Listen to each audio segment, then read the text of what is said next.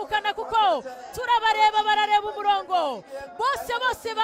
bicaye tugiye kureba umusprinter uhiga abandi NSN yafashwe n'igoro rw'ibumoso kugira ngo barebe control bamaze kwerwa mu muhanda va kuri Paul twageze mu metero za nyuma zisiganwa arazamuka ariya n'ubundi adasiva urugero rwo rurangira ndabona Enoke Brand ari ku ruhande rw'ibumoso Enoke Brand azamuka abakinnyi bamaze gutambuka reba Picnic bamaze gutandukana Movistar arazamuka araakselera Picnic ku ruhande rw'ibumoso araakselera Movistar abakinnyi b'ikipe ya Movistar ariya Rotariko biranga arataka ariya reka turebe ninde sprint ya mbere reka turebe ninde ukora etape ya mbere akora sprint ariya Ederson Etibar Enoni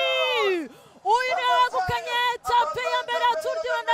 2026 yavutse ku itariki ya 20 ukwezi kwa cyenda umwaka w'1997 afite imyaka 28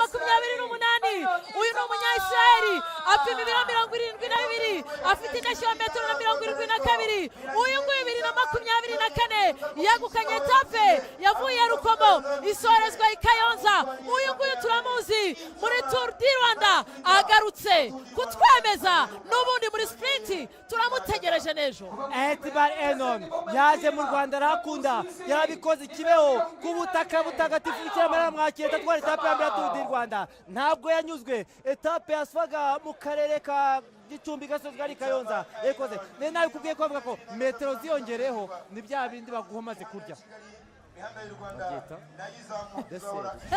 kuva Kayonza kugenda bamugana yari deseri maze uyu muhungu ageze hariya abagenzi bamukoreye igare barishirije mu muhanda nta kosa bakoze iri gare riba ryumvikana ibi ni urukundo